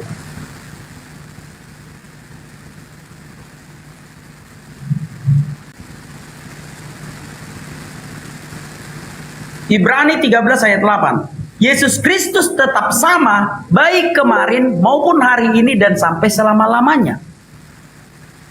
Jadi? Ya memang sama, itu yang dituliskan Alkitab supaya kita bisa mengenalinya nanti, supaya kita bisa mengenalinya nanti. Oke. Dia kan datang kedua kali. Tetap sama, dia manusia atau bukan? Sebagai anak manusia, sebagaimana dia terangkat ke surga di dalam Matius 28, demikian juga dia nanti untuk datang untuk kedua kalinya. Makanya penulis kitab Ibrani mengatakan dia tetap sama supaya kita bisa mengenalinya. Dia tetap sama. Dia tetap sama, tetap anak manusia. Betul? Tetap sebagaimana dia terangkat ke surga, demikianlah dia datang nanti. Berarti dia tetap sama kan? Dia tetap anak manusia kan? Ya, untuk apa dicatatkan sebagai anak manusia supaya kita mengenalinya, kan dia mau datang lagi nanti. Oke. Ini keadaan Yesus yang saya tanya. Dia tetap anak manusia kan? Dia tetap anak manusia. Supaya kita mengenalinya nanti ketika dia datang untuk kedua kalinya. Makanya dikatakan dia tetap sama supaya kita mengenalinya. Kalau berubah, bagaimana kita mau mengenalinya? Iya, artinya dia tetap anak manusia kan? Supaya kita mengenalinya, bukan kita, Yesusnya. Yesus ini tetap sama kemarin, sekarang dan selama-lamanya. Dia supaya kita mengenalinya. Kenapa dia harus tetap sama? Supaya kita mengenalinya. Berarti dia tetap manusia. Dia bukan manusia, Bang. Dia bukan manusia. Ya, ketika di dunia dia manusia, setelah Terus? dia terangkat ke surga, dia sudah kembali kepada keilahiannya. Katanya tetap sama. Tetapi sebenarnya, dengar dulu bang. Percuma lah aku jelaskan sama bapak. Bentar ya. Oke, silakan. Ketika dia di dunia, dia rupa Allah yang menjadi manusia. Iya. Tetapi setelah dia bangkit dari kubur, dia naik ke surga. Dia bangkit dengan pneuma, dengan tubuh kemuliaan. Dia tidak manusia lagi, manusia seperti kita. Berarti berubah. Tapi sebentar dulu bang, sebentar dulu ya. Coba abang dengarkanlah dulu biar abang bisa mengerti iman Kristen. Oh iya, baik. Ketika dia menjadi manusia, dia dalam rupa Allah, dia menjadi manusia sama seperti kita. Tetapi setelah dia naik ke surga, dia bangkit dengan tubuh kemuliaan, pneuma, dengan tubuh roh, tubuh kemuliaan. Tentu saja dia bukan manusia lagi, tetapi Alkitab tetap menuliskan dia anak manusia supaya kita mengenalinya. Karena Ini dia Yesus akan datang untuk kedua kalinya. Makanya dia tetap dikatakan anak manusia supaya kita mengenalinya. Bahkan di dalam kitab Ibrani dikatakan dia tidak berubah. Supaya apa? Supaya kita mengenalinya. Kalau dia datang nanti untuk kedua kalinya gitu. Berarti dia tidak pernah berubah kan? Tetap saja dia anak manusia kan? Supaya kita dapat mengenalinya. Iya, dia tidak pernah berubah Kita kan? dapat mengenalinya. Contoh. Ada orang yang melihat Tuhan Yesus, lalu dia bertobat. Dia berjumpa dengan Tuhan Yesus. Aku melihat cahaya katanya. Kenapa sama seperti ketika Tuhan Yesus bercahaya di Gunung Getsemane? Supaya orang mengenalinya. Gitu ya, supaya orang mengenalinya. Jadi dia tetap sama. Supaya apa dia tetap sama? Supaya kita mengenalinya. Gitu. Bukan berarti dia masih seperti manusia. Supaya kita mengenalinya. Gitu. Berarti Yesus itu berubah-berubah. Bukan berubah-berubah. Berarti dia tetap manusia. Keberadaannya seperti kita. Sama seperti dulu kita mengenalnya. Demikian juga dia nanti untuk datang kedua kalinya supaya kita kenal. Nah, setelah datang kedua kalinya sebagai manusia, setelah itu berubah. Sebagaimana dia terangkat ke surga, demikianlah dia untuk datang nanti untuk kedua kalinya. Ya, kedua kali. Kita mengenalinya. Setelah datang kedua kalinya, setelah itu dia tetap anak manusia. Datang menyongsong kita di awal-awal. Iya, datang sebagai manusia, anak manusia. Setelah itu, sebagaimana dia terangkat ke surga, demikianlah dia datang. iya, setelah itu, setelah kejadian datang, kan berlanjut terus. Lalu Apakah dia tetap anak? Sebentar dulu bang, setelah kita dijemput di awan-awan, lalu kita dibawa ke Firdaus, dan dia duduk di atas tahtanya sebagai tubuh kemuliaan itu, sebagai pneuma itu. Berubah dia jadi tadinya anak manusia. Sebentar dulu, karena di dalam Alkitab dikatakan darah dan daging tidak punya tempat di dalam kerajaan Allah. Jadi apakah darah dan daging Yesus itu ada di atas tahtanya? Enggak ada. Dia bangkit dengan tubuh pneuma, dengan tubuh kemuliaan. Jadi apakah dia sama ketika dia di dunia? Tentu saja dia tidak seperti yang di dunia itu. Berarti berubah. Dia terangkat ke surga. Bagaimana dia terangkat ke surga? Barulah itu yang kita lihat nanti di surga. Berarti berubah, Bang. Berubah menjadi tubuh kemuliaan sama seperti kita. Tadi dalilnya katanya tidak berubah. Ibrani 13:8. Tidak supaya berubah. Kan Tuhan akan datang untuk kedua kalinya. Supaya kita mengenalinya, maka Alkitab mengatakan tidak berubah. Supaya kita mengenalinya. Gitu loh. Tetapi di surga nanti kita ini semua berubah. Tidak ada tubuh seperti kita ini nanti di surga. Di surga kita hidup dengan tubuh kemuliaan seperti malaikat. Apakah di surga itu kita sama seperti Yesus? Tentu saja kita hidup seperti malaikat. Kita sama seperti Yesus. Tidak sama. Yesus itu di tahta tertinggi.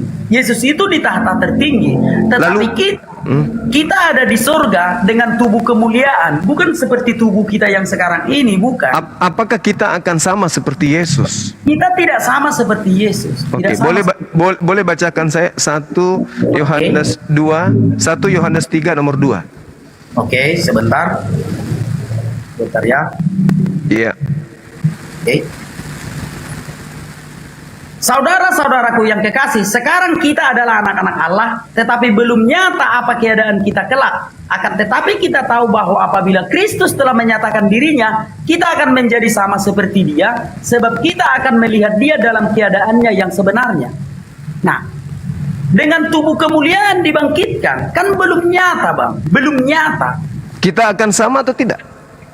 Dengan tubuh kemuliaan kita sama, tetapi di surga kita tidak sama posisinya, Bang. Sama atau tidak? Tidak sama, tidak sama. Tadi dalilnya kita akan sama. Kita akan melihat Yesus dalam keadaannya yang sebenarnya. Karena kita akan sama seperti Yesus. Oke, sama seperti Yesus artinya di situ adalah dibangkitkan dengan tubuh kemuliaan. Tetapi kita tidak sama seperti Dia. Nah, Artinya ketika kita dibangkitkan dengan tubuh kemuliaan, kita sama seperti Yesus yang bangkit dengan tubuh kemuliaan. Saya juga bangkit dengan tubuh kemuliaan. Sama-sama bangkit dengan tubuh kemuliaan. Kita Tetapi akan posisi di sorga tidak sama. Dengarkan dulu, Bang. Dengarkan dulu ya. Iya, Dengarkan. silakan. Dengarkan dulu ya. Siap. Ketika kita dibangkitkan dengan tubuh kemuliaan, sama seperti Tuhan Yesus itu bangkit dengan tubuh kemuliaan. Sudah? Nah, tetapi posisi di sorga tidak sama. Yesus itu ada di tahta tertinggi. Dan kita ada di sorga, di tempat jemaat Allah. Tetapi ketika dibangkitkan, kita akan sama. Seperti sebagaimana Tuhan Yesus bangkit dengan tubuh kemuliaan, demikianlah kita dibangkitkan juga dengan tubuh kemuliaan. Tetapi kalau posisi di sorga tidak sama. Yesus itu ada duduk di tahta tertinggi. Dan kita adalah jemaat Allah. Jadi ini kesimpulannya apanya yang sama? Tubuh kemuliaan. Dibangkitkan dengan tubuh kemuliaan itu. Sebab di sorga kita tidak memiliki tempat kalau di dalam tubuh kita ini masih ada darah dan daging. Sebab darah dan daging tidak punya tempat di dalam kerajaan sorga. Maka kita akan dibangkitkan seperti Tuhan Yesus itu dengan tubuh kemuliaan. Demikian juga kita dibangkitkan dengan tubuh kemuliaan. Itulah yang dikatakannya sama. Kita Tetapi di akan sorga sama. kita berbeda. Kedudukan berbeda, betul. Itu pasti. Ya. Nah, sekarang kita akan melihat Yesus sama seperti kita. Pada saat kita melihat Yesus, Dia sudah berubah dari manusia atau tidak? Atau Dia masih tetap manusia? Oke, sebutannya anak manusia, Pak Ustadz. Manusia. Sebutannya anak manusia supaya apa? Baik. Supaya kita mengenalinya. Supaya Tetapi kita sama. Supaya kita supaya- sama, Dia tetap manusia. Supaya apa? Supaya kita mengenalinya ketika Dia datang menjemput kita. Iya, Ya, maksudnya itu- supaya kita sama kan sama Dia. Oke, apa tujuannya supaya sama? Apa tujuannya supaya sama? Ya, tujuannya karena Yesus manusia, kita juga manusia. Supaya kita mengenalinya. Masa Pak Ustadz mau berputar-putar? Supaya kita mengenalinya. Iya. Dia menjanjikan Dia sama Iya. seperti kita supaya kita mengenalinya. Berarti Tuhan Bapa pada saat itu masih manusia. adalah roh, Bang. Bapak itu adalah roh, ya, tidak bisa dilihat. Yesus itulah gambaran dari Allah yang tidak bisa dilihat. Iya. Berarti Bapa kan roh. Roh itu kan tidak bisa Kita dilihat. tidak bertemu dengan roh. Roh. Itu akan kita lihat di surga. Iya, Itu oke. Yang kita lihat Yang adalah kita manusia lihat di surga Yesus. adalah- Yang Yang kita kita lihat- lihat di surga adalah Yesus. Di Dalam dalamnya rupa? ada roh. Di Iya, dalamnya dalam ada roh rupa? yang indah itu. Kita melihat Yesus dalam rupa Dalam rupa bukan seperti waktu Dia di dunia. sama Karena seperti kita. Tidak sama seperti kita, Bang. Tidak Tadi sama seperti- dalilnya 1 Yohanes 3 nomor 2. Kita akan sama seperti Yesus. Bapa roh, Yesus Oke. Tubuh Bapak- kemuliaan Yesus silakan. itu, dengarkan Iya. dulu. Tubuh kemuliaan Yesus itu akan sama seperti kita ketika kita dibangkitkan. Supaya Ya. apa? Supaya kita bisa mengenalinya. dalam Supaya bentuk kita- apa? Dalam supaya- bentuk apa? Dalam sebagaimana Dia terangkat ke surga. Dia terangkat ke surga, dia terangkat dengan tubuh kemuliaan. Lalu dia menjanjikan akan sama seperti ketika dia terangkat ke surga. Nah, berarti manusia. Berarti manusia, tetap manusia. Dengan tubuh kemuliaan dia terangkat ke surga. Iya, bukan manusia, Bang. Bukan manusia yang terangkat ke surga. Dengan saudara nanti kemuliaan, sebentar dulu, Bang, sebentar. Iya, ya. silakan. Sekarang sebentar ya. Itulah dasar-dasar Alkitab itu. Iya. Harus abang pahami sebenarnya ya. Oke. Bentar. Siap.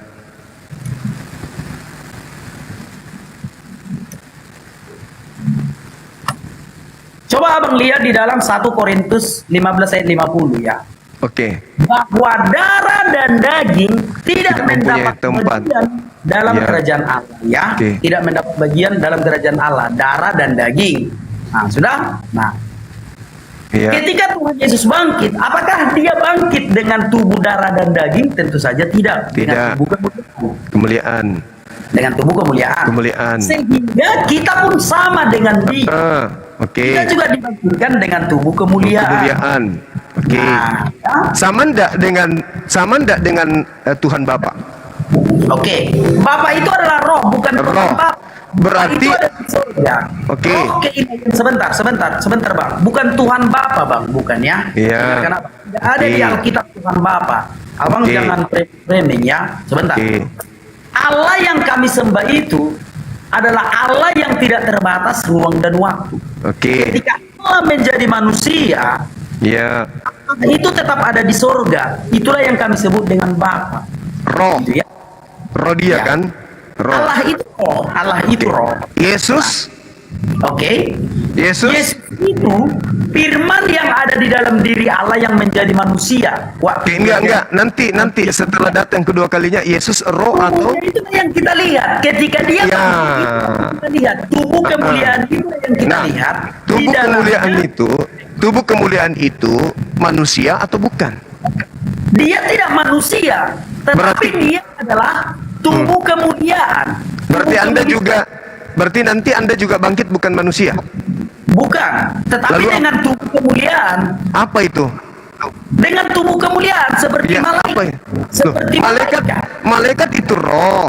Tadi katanya seperti malaikat. Iya.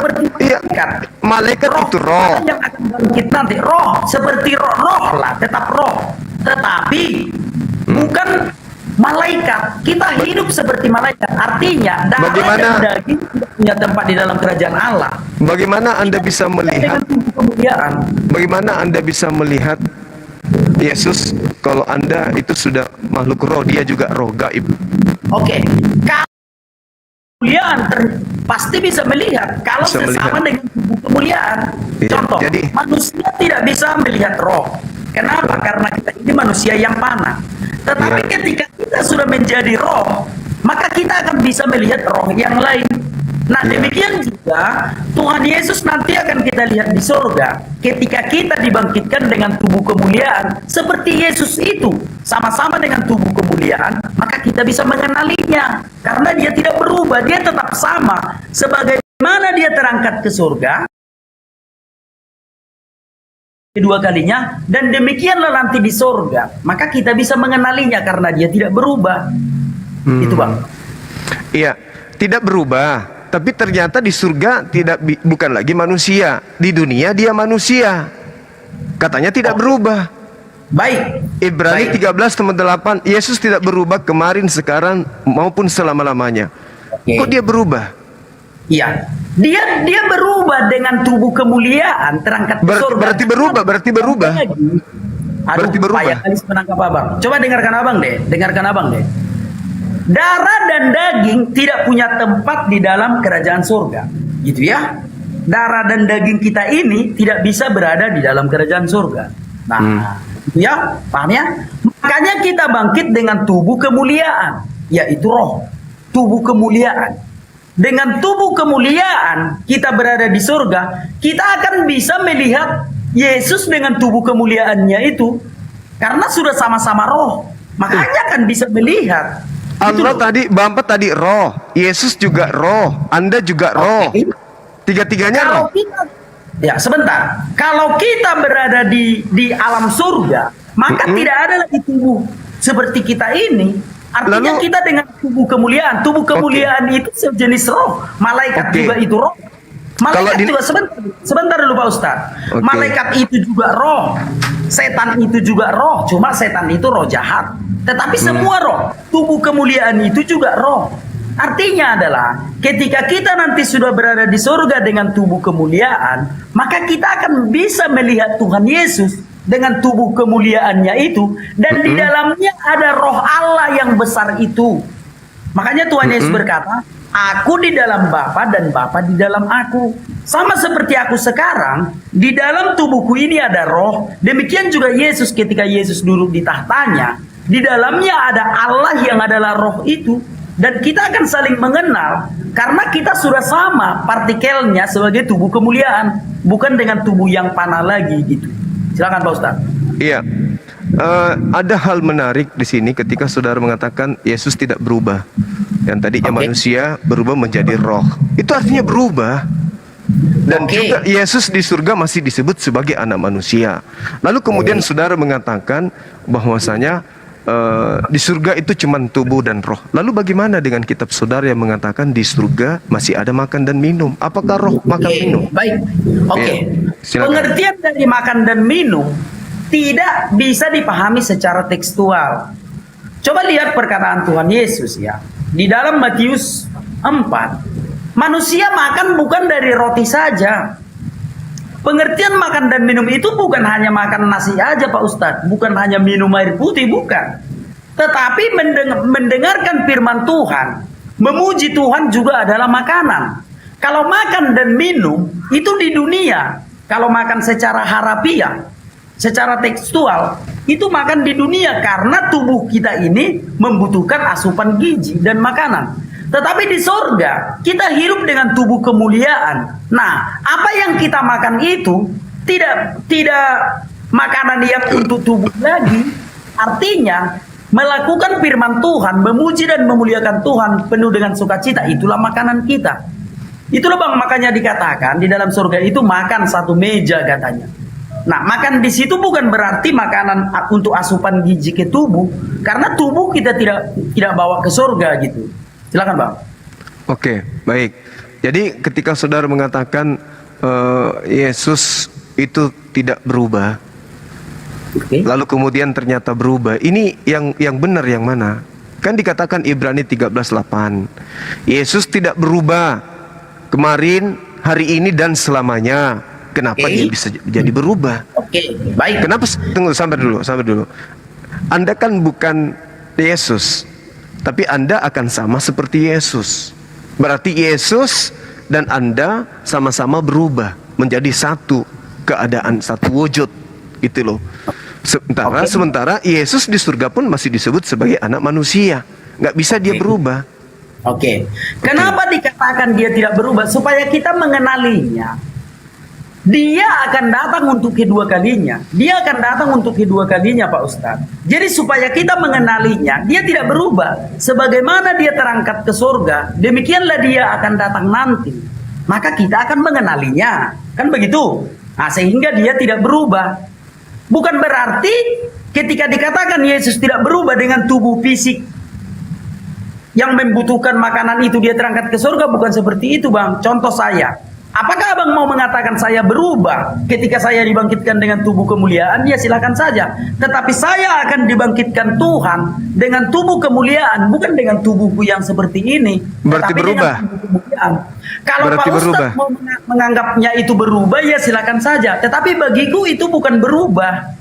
Bagiku itu sekarang, bukan berubah. oke, sekarang. Karena darah dan daging tidak punya tempat di dalam kerajaan Allah. Berarti Sehingga berubah. darah dan daging ini harus kita tinggalkan di dunia. Berarti berubah kan? Bagi saya itu tidak berubah, tetapi Loh. saya meninggalkan darah dan daging ini di dunia agar saya bisa terangkat ke surga dengan tubuh kemuliaan. Di Bagi dunia saya- Anda di dunia Yesus punya darah dan daging. Di Oke. surga Yesus tidak punya darah dan daging. Berubah Oke. enggak itu? Berubah tidak? Oke. Kalau Pak Ustadz menganggapnya berubah, silakan saja. Tetapi bagiku itu bukan berubah, tetapi menanggalkan darah dan daging itu. Karena darah dan daging tidak punya tempat di dalam surga. Contoh udah aku bikin tadi analoginya aku, gitu kan? Nah, kalau aku mau ke surga, aku harus menanggalkan darah dan daging ini di dunia. Tidak bisa itu kubawa ke surga. Maka aku berangkat ke surga dengan tubuh kemuliaan. Kalau Pak Ustadz mengatakan itu berubah, silakan saja. Tetapi bagiku itu tidak berubah. Tetapi menanggalkan darah dan daging ini. Contoh ini. Contoh, sebentar dulu Pak Ustadz. Sebentar dulu ya, sebentar dulu. Contoh. Saya kalau mandi, saya akan menanggalkan pakaian saya ini. Saya tanggalkan pakaian saya ini. Sudah, baru saya mandi. Apakah saya berubah? Tentu saja tidak. Demikian juga ke surga. Ketika saya mau ke surga, saya harus tanggalkan darah dan daging ini. Saya harus tanggalkan darah dan daging ini. Apakah saya berubah? Kan tidak. Silakan. Oke. Jadi ketika saudara mengatakan yang tadinya jasad, dia berjasad, tubuh ini adalah darah daging, kemudian begitu bangkit tidak lagi darah dan daging, Anda katakan tidak berubah. Aduh, saya tidak bisa. Makanya aku bilang kalau bagi Pak Ustadz itu berubah, silakan saja. Tetapi bagi saya itu tidak berubah. Tetapi saya tanggalkan darah dan daging ini, tubuh yang panah ini saya tanggalkan supaya saya bisa ke surga. Itu bukan berubah bagi saya, tetapi menanggalkan darah dan daging ini, meninggalkannya di dunia supaya saya bisa ke surga. Kalau Pak Ustadz menganggapnya berubah, ya silakan saja, no problem. Aku tidak pernah merendahkan atau menyalahkan lawan debatku, nggak pernah itu Pak Ustadz. Tapi bagiku itu bukan berubah. Aku menanggalkan darah dan daging ini, kutanggalkan supaya aku bisa berangkat ke surga dengan tubuh kemuliaan. Itu bukan berubah namanya. Yang berubah itu Satria Baja Hitam. Itulah yang berubah, Satria Baja Hitam. Satria Baja Hitam itu cuma membungkus dirinya dengan baja. Orangnya tetap aja, dagingnya hanya menambahkan baja pada dirinya. Kok jadi berubah? Sekarang jadi gini. Tubuh seperti ini dia bisa menjadi robot. Itulah yang berubah. Dia kan tubuh biasa dulu. Berubah katanya jadi robot. Itulah yang berubah. Jadi robot dia ada senjatanya lagi. Itu yang berubah. Tetapi kalau kita manusia ini, kita menanggalkan darah dan daging ini, kita menanggalkan tubuh yang panah ini, supaya kita bisa terangkat ke surga dengan tubuh kemuliaan. Itu bukan berubah, tetapi kita tanggalkan tubuh yang panah ini. Karena di surga darah dan daging tidak punya tempat. Bagiku itu tidak berubah. Silakan. Silakan lanjut aja lah, udah bolak-balik. 1 Yohanes 3 nomor 2 tadi itu, kita akan sama. Kita akan melihat Yesus dalam keadaannya yang sebenarnya. Sebab kita akan sama seperti Yesus. Keadaan yang sebenarnya Yesus itu apa? Tuhan atau manusia? Dia adalah Allah, tetapi kita akan melihat keadaan yang sebenarnya itu ketika kita dibangkitkan dengan tubuh kemuliaan sama seperti dia.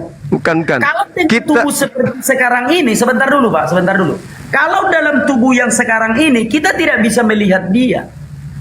Tetapi ketika kita dibangkitkan sama seperti dia dengan tubuh kemuliaan, maka kita akan bisa melihat dia, melihat aslinya. Kalau sekarang kita belum bisa melihat aslinya, nggak bisa kita Yesus itu aslinya Tuhan atau manusia? Yesus itu aslinya Tuhan, Pak Ustaz. Berarti kita sama seperti dia, berarti kita juga Tuhan. Bukan begitu maksudnya, Pak Ustaz. Bukan begitu. Jadi, ya, sebentar dulu Pak Ustaz, sebentar dulu. Jadi, dia menginginkan kita kembali ke surga dengan tubuh kemuliaan. Maka sama seperti dia dibangkitkan dengan tubuh kemuliaan, demikian juga kita akan dibangkitkan dengan tubuh kemuliaan. Makanya dikatakan sama. Ketika kita sudah menjadi tubuh kemuliaan, maka kita akan bisa melihat dia aslinya itu seperti apa sih setelah kita dibangkitkan dengan tubuh kemuliaan. Itu Pak Ustaz. Oke, baik. Boleh tidak Anda buka di data kitab saudara dalam 1 Korintus 15:24. Tolong bacakan ke saya. Iya. Sebentar ya. Iya, 1 Korintus 15:24.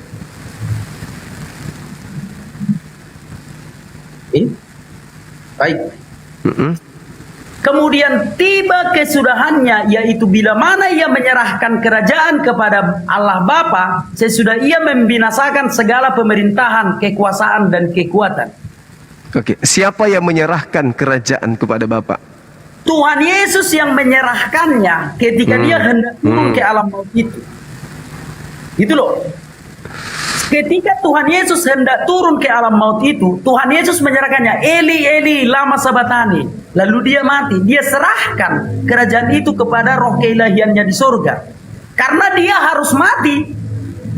Kalau di dalamnya tetap ada keilahian itu, dia tidak mati. Makanya ketika dia berkata, Eli, Eli, lama sabatani, dia menyerahkannya kepada Bapa di surga. Saya rasa ke alam maut. Saudara, 1 Korintus 15:24 ini tidak ada hubungannya dengan penyaliban. Kenapa tidak ada hubungannya? Kenapa tidak ada hubungannya, Pak? Coba aku baca dari ayat 21. Sebab sama seperti maut datang karena satu orang manusia, demikian juga kebangkitan orang mati datang karena satu orang manusia. Karena sama seperti semua orang mati dalam persekutuan dengan Adam, demikian pula semua orang akan dihidupkan kembali dalam persekutuan dengan Kristus. Tetapi tiap-tiap orang menurut urutannya.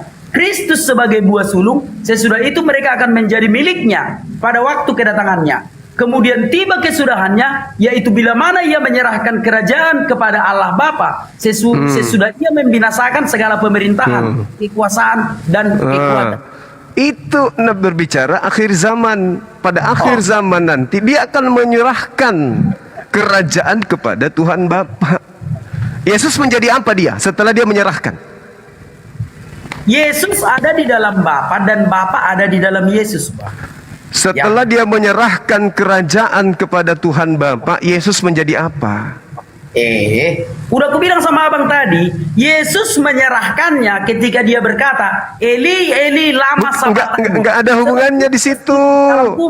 Jangan mundur. Ini kedatangan yang kedua kali. Ini berbicara masa lalu, Bang. Coba lihat dulu ya. Bukan masa lalu, masa yang akan datang. Ini berbicara tentang zaman Adam. Terus? Berbicara tentang dia ketika menjadi manusia. Terus? Berbicara tentang kebangkitannya. Bangkit. Dan berbicara kedatangannya lagi. Kedatangannya lagi. Dan terus? Tentang kesudahan segala sesuatu. Kesudahannya. Berarti ini keadaan yang terjadi setelah kedatangan yang kedua. Tidak, bukan begitu, Bang. Bukan begitu maksudnya. Ini menceritakan dari zaman Adam. Dia menyerahkan keilahiannya supaya dia bisa mati. Maka dia berkata, Eli, Eli, lama sabatani. Ini berbicara tentang... Nggak ada hubungannya. Ini berbicara mengenai nanti di akhir zaman. Coba baca nomor 28-nya deh. Oke, ayat 25 dulu dong. Ayat 25 dulu. 28, 25 sebagai raja sampai Allah meletakkan semua musuh-musuhnya di bawah kakinya. Ketika Yesus belum mati. Sebentar dulu. Ketika ayat 25-nya. Iya, kapan itu? Kapan Allah meletakkan musuh-musuhnya? Ya ketika dia turun ke dalam kerajaan maut itu, ketika dia berumukan kepala iblis. Bukan. Coba baca, lanjutkan bacaannya, lanjutkan. Ya, artinya aku jelaskan dulu dong ayat 25 ini ya. Iya, karena ia harus memegang pemerintahan sebagai raja sampai Allah meletakkan semua musuhnya di bawah kakinya. Sudah? Ketika Tuhan Yesus turun ke dalam kerajaan maut, musuhnya itu sudah di bawah kakinya. Sudah di bawah kakinya. Terus? Sudah ayat 26. Musuh yang terakhir yang dibinasakan ialah maut. Sebab segala sesuatu telah ditaklukkannya di bawah kakinya. Tetapi kalau dikatakan bahwa segala sesuatu telah ditaklukkan, maka teranglah bahwa ia sendiri yang telah menaklukkan segala sesuatu di bawah kaki Kristus itu tidak termasuk di dalamnya. Artinya Yesus yang menaklukkannya. Bapa di sorga tidak ikut ke alam maut. Nomor 28-nya. Oke, 28. Tetapi kalau segala sesuatu telah ditaklukkan di bawah Kristus, maka ia sendiri sebagai anak akan menaklukkan dirinya di bawah dia yang telah menaklukkan segala sesuatu di bawahnya, supaya Allah menjadi semua di dalam semua. Oke, sekarang Yesus menaklukkan dirinya. Yesus menaklukkan musuh-musuhnya, tetapi dia dan menaklukkan Sebentar dulu, dengarkan dulu. Dengarkan dulu. Yesus menaklukkan segala musuhnya dengan dia sendiri di bawah Lalu? alam maut itu. Bapa di Lalu? surga tidak ikut ke dalam alam maut. Lalu Dengar dulu, Yesus Bapa menaklukkan dirinya. ke dalam alam maut. Tuhan Yesus sendirilah yang ada di alam maut. Bapa di surga tidak ikut. Tetapi setelah dia selesai dari alam maut, dia tidak pernah meninggikan dirinya. Artinya dia tetap ada di dalam Bapa itu. Yesus menaklukkan dirinya. Yesus menaklukkan musuhnya di alam maut. Lalu setelahnya dia Selesai, Dia dia mena- kembali ke surga dan dia tidak pernah mengatakan yang jujur. Yesus setelah menaklukkan musuhnya, Yesus menaklukkan siapa lagi? Ada dua yang ditaklukkan Yesus. Oke, yang pertama Yesus menaklukkan musuhnya dulu. Sudah di dalam kerajaan maut itu kita baca di dalam Matius 27. Mati yang Sebentar, tadi 1 sebentar. Korintus 15:28. Yesus menaklukkan dirinya. Sebentar dulu Pak Ustaz. Ada Iya, dua iya, yang iya. ditaklukkan sudah, ada dua yang ditaklukkan. Musuh-musuhnya. Yang pertama yang ditaklukkannya, Musuhnya. Pak. Sebentar. Ada dua yang ditaklukkan kan itu kan masalah Pak Ustaz kan? Benar atau tidak? Ya. Nah, ini jelaskan yang dua ini siapa? Yang dua ini siapa? Itu ya. Musuhnya. Kedua Yang dirinya. Dengar dulu, yang pertama yang ditaklukkan Tuhan Yesus yang pertama adalah Matius 27 ayat 52 itu. Ketika dia membebaskan orang-orang dari siksa kubur. Nggak ada Ketika dia hubungannya. membebaskan orang-orang dari alam maut. Coba kita lihat di dalam Matius 27 ayat 52 ya. Sebentar. Dan lihatlah kuburan-kuburan terbuka dan banyak orang kudus yang telah meninggal bangkit. Dan sesudah kebangkitan Yesus, mereka pun keluar dari kubur, lalu masuk ke kota kudus dan menampakkan diri kepada banyak orang. Inilah yang pertama yang ditaklukkannya, yaitu iblis yang menahan manusia itu di alam maut, di alam kubur, ditaklukkan Tuhan Yesus ketika Tuhan Yesus turun ke alam kubur itu. Itulah pertama ditaklukkannya. Udah, dia sudah membawa orang-orang dari alam kubur itu yang mengalami siksa kubur itu dibebaskannya. Yang kedua? Itulah yang pertama ditaklukkannya. Yang Yang kedua? kedua Wahyu 20 ayat 10. Sebentar ya. Wahyu 20 ayat 10. Nah, dan aku baca. Dan iblis yang menyesatkan mereka dilemparkan ke dalam lautan api dan belerang, yaitu tempat binatang, dan mereka disiksa siang malam sampai selama-lamanya. Inilah yang ditaklukkannya yang kedua. Selesai. Baca 1 Korintus 15:28. Gak ada kepala lagi. Capek aku menjelaskan Pak Ustaz yang gak ngerti-ngerti. Baca saudaraku, baca. Udah tadi. Udah tadi. Udah tadi. Udah tadi. Kan udah tadi. Baca 1 Korintus 15:28.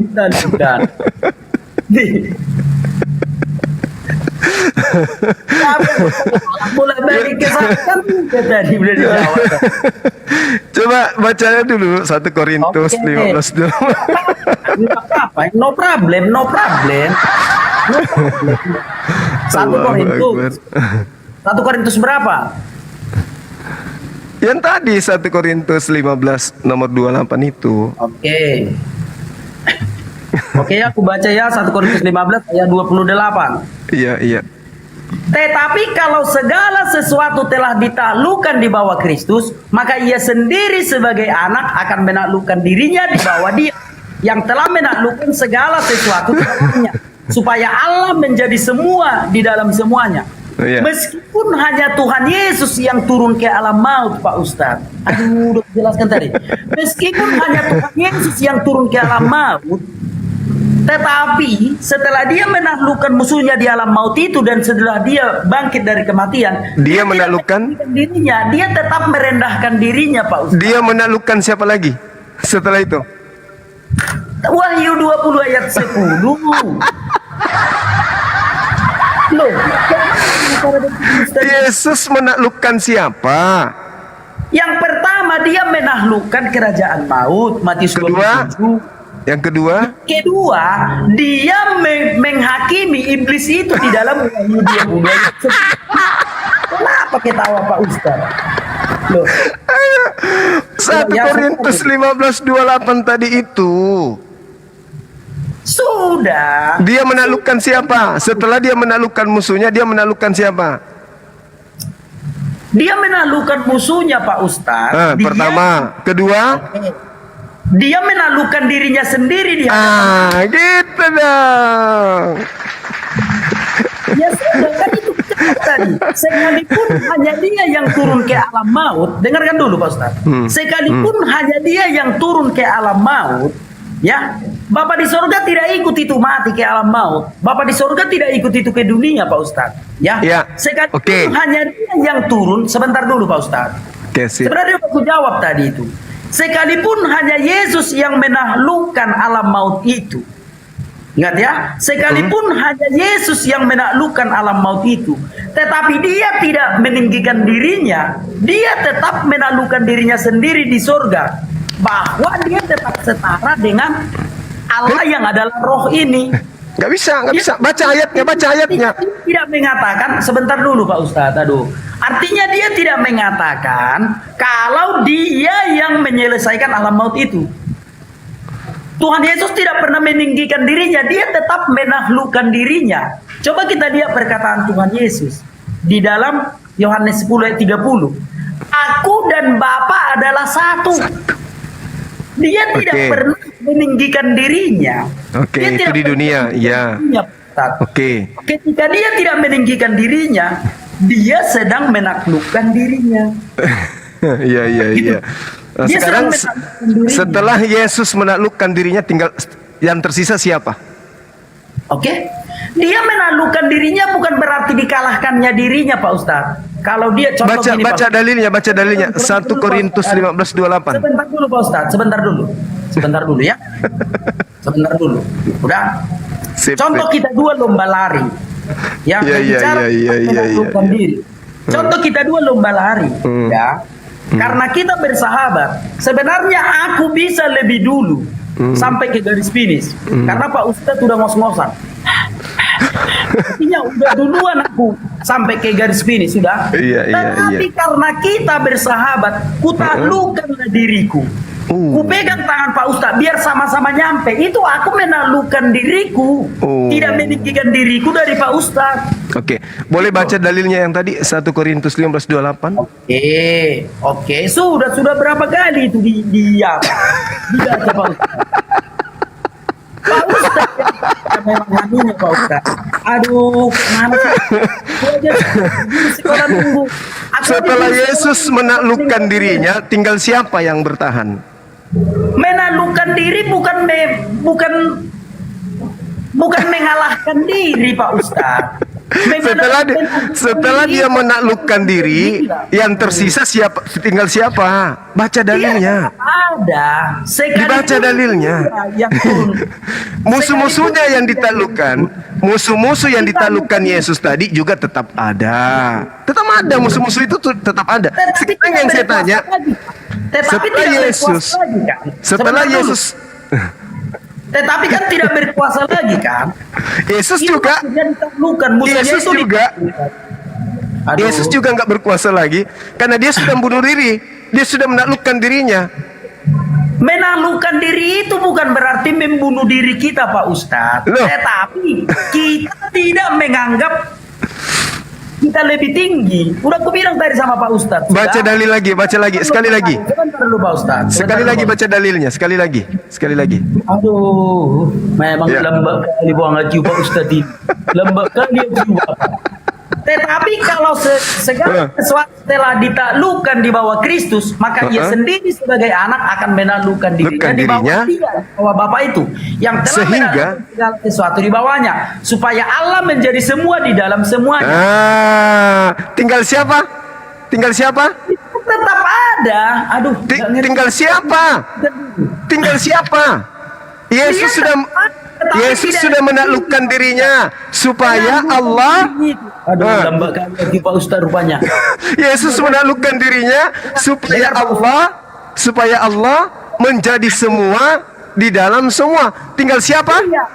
Karena Bapa di sorga tidak ikut ke dalam kerajaan maut. Bapak di sorga tidak ikut mati ke dalam kerajaan maut. Iya, Yesus menaklukkan dirinya juga. Ya kan? Oke, baik. Sekarang aku jawab ya. Sekarang tinggal siapa? Tinggal siapa setelah Yesus menaklukkan dirinya? Tinggal siapa? Jawab dulu, Pak. Sekarang aku jawab dulu, Pak Ustaz. Kalau nggak ngerti lagi Pak Ustaz, nggak paham lagi aku ya. Tunggulah saya. Yang mati di kayu salib adalah Tuhan Yesus. Yesus. Yang menaklukkan kerajaan maut adalah Tuhan Yesus. Yesus. Nah, sudah. Yang menaklukkan dirinya sendiri? Tunggu, belum selesai.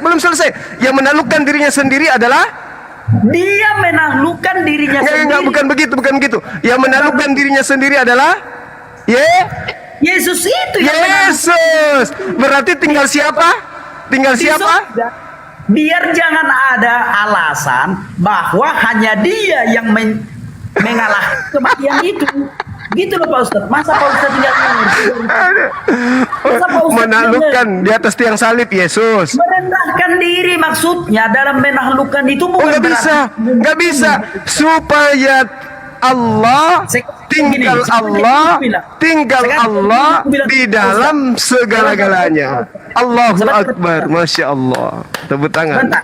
Coba dulu aku bilang sama Pak Ustadz. Berkelahi itu kayak mana maksudnya berkelahi? Gedebuk, berkelahi. Puak. Iya, betul. Oke, udah berkelahi, gedebuk. Gedebuk. Iya. Oke, gedebuk.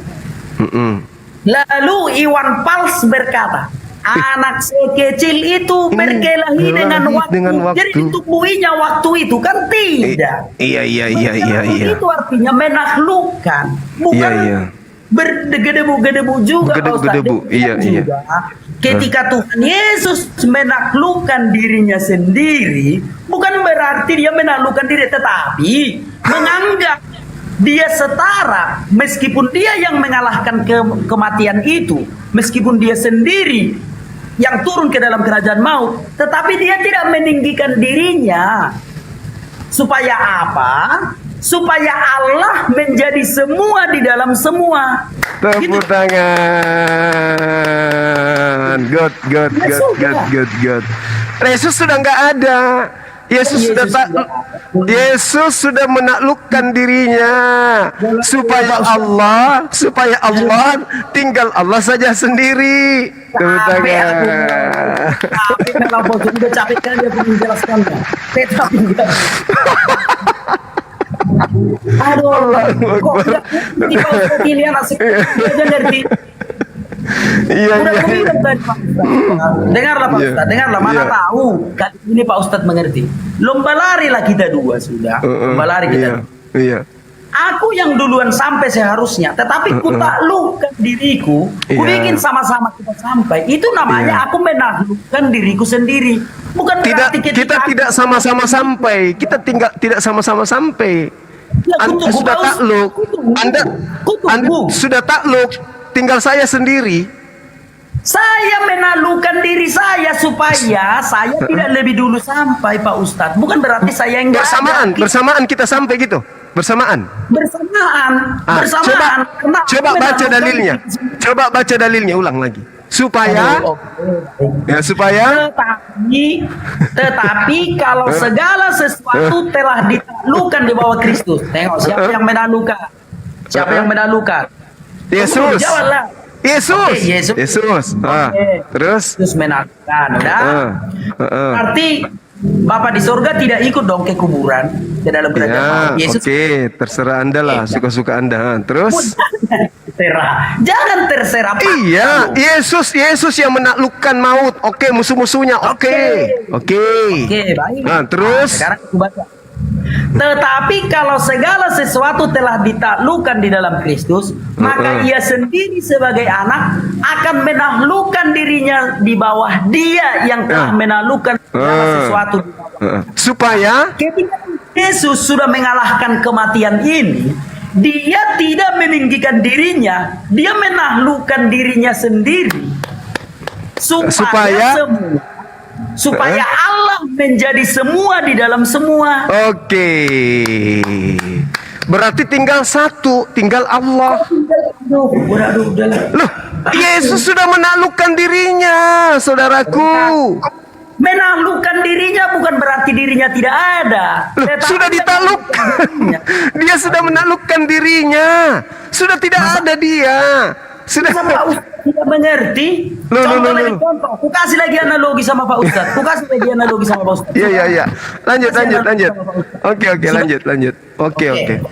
Sekarang kita mencangkol kita dua. Tanah yang kita cangkol itu sesuhi. Berapa? Sesuhi satu rantai. Iya. Satu rantai lah. 20 kali Oke. 20 meter lah. Sekarang tanah kita cangkol kita dua. Sudah? Oke. Oke, baik. Bagi dua. Kita mencangkolnya bagi dua. Aku Iya. udah lebih dulu selesai. Udah? Tetapi kusisakan. Ku bantu Pak Ustadz mencangkol. Kenapa? Karena aku menaklukkan diriku. Aku menaklukkan diriku. Bukan Iya, berarti terus? aku nggak ada. Tetapi aku tidak mau menonjolkan diriku dari Pak Ustadz. Bukan berarti aku nggak ada. Itu namanya menaklukkan diri sendiri gitu loh. Bukan menaklukkan langsung nggak ada gitu. Coba Oke. silakan. Jadi kalau kita lihat di dalam original teksnya dikata Oke, udah lari ke original teks lagi, lari ke original Oh iya enggak teks. harus. Lanjut. Harus. Haputoso itu merendahkan, meletakkan dirinya, meletakkan dirinya rendah di bawah. Itu yang harus kita pahami. Haputasso dalam bahasa Yunani. Coba Anda lihat.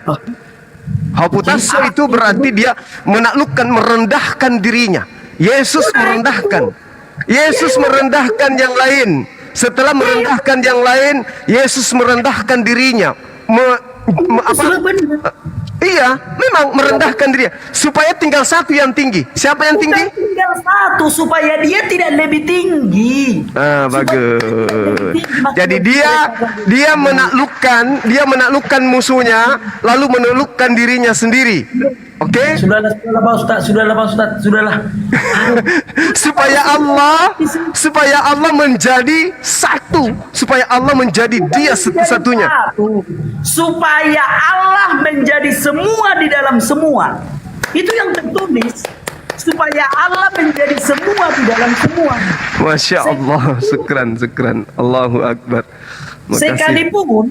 Rini Boti, syukran. Hanya Yesus yang turun ke alam maut. Dia tidak merendahkan dirinya, dia menaklukkan dirinya. Iya. Dia tidak mengatakan dia Iya, lebih tinggi. betul.